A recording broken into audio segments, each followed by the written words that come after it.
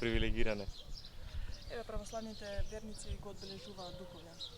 Да, утре е духовден, ден посветен кога се спомнуваме за нашите упокоени.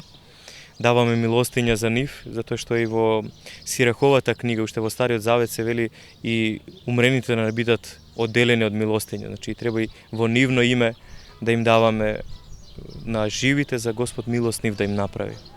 И сега би сакал да позборуваме за она што е неопходно, да се принесе како спомен, што е останато како предание кое ние православните христијани го правиме.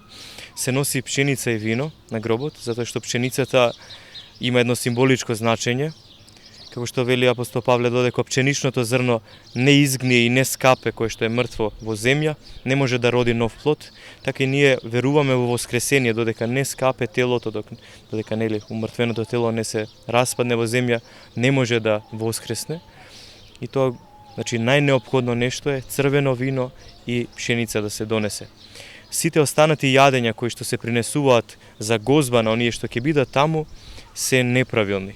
Значи, мора да разграничиме јадењето на храна важи само за живите. Јадењето се носело за да се даде на сиромасите кои што ќе придат да побараат од оние кои што принасаат. Инаку луѓето често без да направат молитва со свештеник на гробот ќе речат: "Оче, ние веќе почнавме да јадеме, завршивме адетот." Значи јадењето е само за живите. Нив не можеме, на умрените не можеме и да им дадеме ниту јадење, ниту облека, ниту пиење, ниту цигари да им запалиме, ништо за нив не важи тоа. Значи единствено нешто што можеме да го принесеме како дар е молитвата, затоа што единствено човекот со тој дар на зборување е украсен. Ниедно животно не може да го направи тоа, да зборува.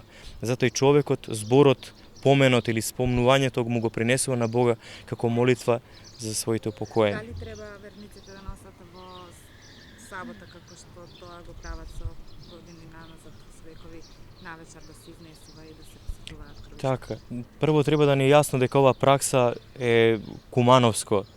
Значи околината само во Куманово го прави тоа. Значи не е за православието тоа нешто белек. Јас сум слушнал луѓето како толкуваат, бидејќи во црква не може да се најде толкување за тоа што представува, вела дека духовите на умрените шетале. Значи ако во недела и понеделник е духовден, празник посветен на третото лице од Света Троица, на Светиот Дух, бидејќи се крстиме во името на Отецот, Синот и Светиот Дух, ние објавуваме, односно прославуваме едно објавување на Бога дека ни се објави во три лица.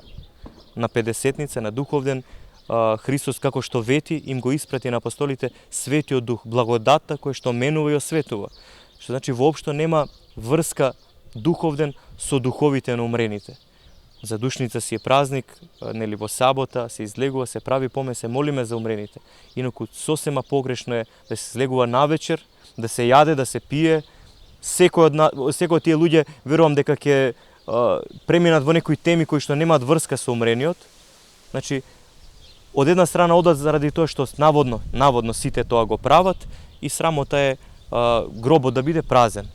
Сега тоа е буквално ако комшијата се фрли во бунар и ние ќе кажеме срамота е да и ние сите да се фрлиме во бунар.